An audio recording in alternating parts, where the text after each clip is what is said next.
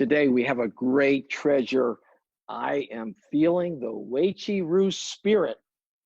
I got my sweatshirt on. I got my Buzz Durkin book. Ladies and gentlemen, we are heading to New Hampshire.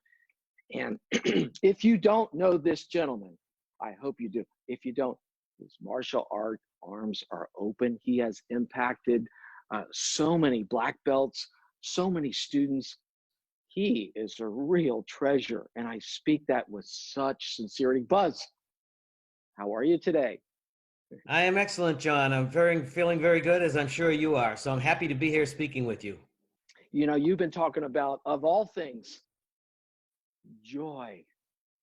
Can you expound on the feeling of joy even now? Certainly. I think people often ask me, what do I experience? Or do I ever get tired of doing it? What do you feel after doing it for so long? And my answer is always more joy. And the more I do it, the more joyful an experience it becomes.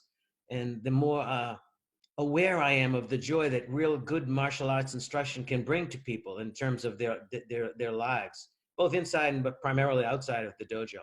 So as time goes by, it's a joyful experience to have an effect on so many people, to be able to help so many people, like all martial artists. And it just becomes not more stressful, but more joyful. Buzz, uh, given the current climate, your team has chosen a certain approach. Can you share some of those ideas with us? My team has been, we've been on the same page, and we want to make kind of like service recovery. Because of this, what's happening now, we want to make it better for our students. They're better off now because of what we're offering than they were before this COVID thing came to light. So I look at it as and I teach, I look at it as a competition, and all Mm, martial artists understand competition. mm. So I look upon it as a competition. It's us versus the virus. And competition is a lot like cod liver oil. First, it makes you sick, then it makes you better. So this COVID is making people sick physically, sadly, emotionally, socially. So our job is to now make it better. And how Mm. can we make it better? How can we make it better because of what's happening? We can offer more classes. We can offer a lot better classes. We can offer more private lessons. We can communicate even more so to our student body. So our job is to really provide more to our students, like a service recovery, than they would have had if this never occurred. And I'm happy to say my team is stepped up. Like I see so many teams across the country doing so, and I think it's just wonderful. I think I started training in 1966, and I don't think I've ever been more proud of the martial arts field. When I look at all the way people have just hunkered down, sunk in, Mm. and offered classes, offered this, offered that, offered. I think it's just tremendous, and I don't think I've ever been more proud to be a martial artist. That's music to everybody's ears, Buzz. You kind of had a virtual central. You have different locations. You have so many group classes and private lessons. Give us a little bit about, pull the curtain back. Tell us what's happening in the internal part of the operation. The internal part of the operation is we're doing between 18 and 20 private lessons every day, along with 6 or 7 group lessons.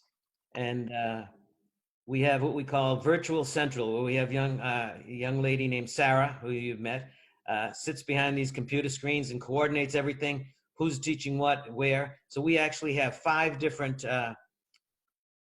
people doing 5 different lessons at the same time throughout the day, all of whom are doing it from their homes. So we have quite an operation, and it's quite an organizational effort, but it's fun. We don't get to see the students personally face to face, but we get to interact with them in so many other ways that it's really exciting. And every time we make contact with a student, it's yes, this is great. So we have I guess about 18, 20 private lessons a day, 6 or 7 group lessons, all taking place from 5 different locations. Mm. You've always said in your book, I'm going to quote you, it says, passion keeps you vibrant. So in the midst of virtual classes, how is your team? How are you staying so passionate? What's your secret? Well, the secret goes back to an old Japanese word, Fudoshin, which means unshakable mind. So we have an unshakable mindset, a spirit burning with intention. And our intention is to be the best server to our students that we can possibly be. So we have, I think all of my seniors and teachers share that with me, and that's a burning sensation to just absolutely do the best. And the intention is to give the students more than they ever could imagine. And it's an unshakable mindset. And it goes back to the culture that we've created over the last 46 years. And the culture is of student service. So now I think we can be of even more service than we've ever have been before. And we're striving to do that. I'm fortunate because all the people that work with me essentially started at my school when they were like 5 years old or 9 years old or 10 years old. So they know the culture, they know the service culture, and they're always coming up with ideas of how can we communicate better to this student or that family. And it's again, John, it comes back to it's a very joyful experience. And we focus on the joy and the fun of it versus the negative part of it. Great, Buzz. In your book again, you said, if I make a decision today, then what are the effects of that decision going to be in 5 days, 5 weeks, and 5 years? So all the decisions kind of play into what's going to happen way out in the future. What decisions do we need to make, the other martial arts school owners that are looking up to your experience? What are good decisions that I should be making today that will impact me way down the road? What would you say? I would say as a guide, the virtues of black belt. So it's one thing to say what they are and spew them out in words, but now's the opportunity for your students to see that you really mean them. You really do have patience. You really do have compassion. You do have courtesy for other people's situations. So think long term, think in human terms. That's always been our mantra. And I think a wonderful question that every school owner should ask themselves is, what are your students going to learn about you because of this situation? Will they learn that you're strong? Will they learn that you're compassionate? Will they learn that you've been helpful? Or will they learn that you shrunk away, which I don't think would happen with martial arts school owners. But I think that's a very important question. What are your students going to learn about you because of this situation? And if they learn the correct things, like I'm sure they will, in terms of living by the virtues of black belt, the student creed, the students will flock back to the dojos when they can. Buzz, in closing, you say, look, it's so easy to give advice when things are going swimmingly. But now it's a little bit more seasoned to be able to give advice when you're going through a crisis. And so, where do you want us to be centered and grounded mentally? What would you like from us right now if you were to impart a recommendation? I would say be of service. And the more you can be of service, the better it'll be for your students and the better it'll be for the school owner. So now's the time for our true colors to come out. It's wonderful when things are going nicely. It's wonderful to be happy and joyful. But when things go down, that's when your true character is revealed. And I really believe that. And your students will see and learn from you that this is a man, this is a woman who walks the walk, who does believe in the virtues of black belt, who does believe in the student creeds, and is proof positive of that.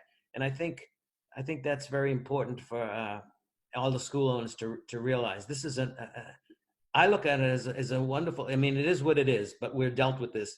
But I look upon it as a wonderful opportunity, the opportunity to get to know our students better, to serve our students better, and to be more helpful to people and to show people, quite frankly, how wonderful the martial arts can be, or how wonderful this martial arts teacher can be, reaching out, pitching in, doing the best he can for the community. I think and I see that all over the country, and I think it's just outstanding.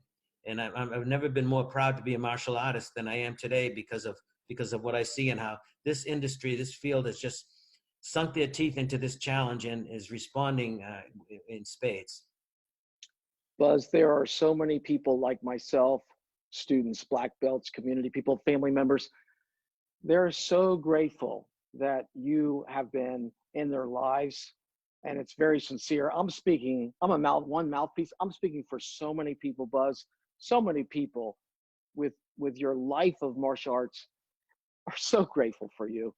I'm so grateful that so many people, including me, can call you a friend. Thank you, Buzz. Upwards and onwards. My pleasure, John. Thank you very much.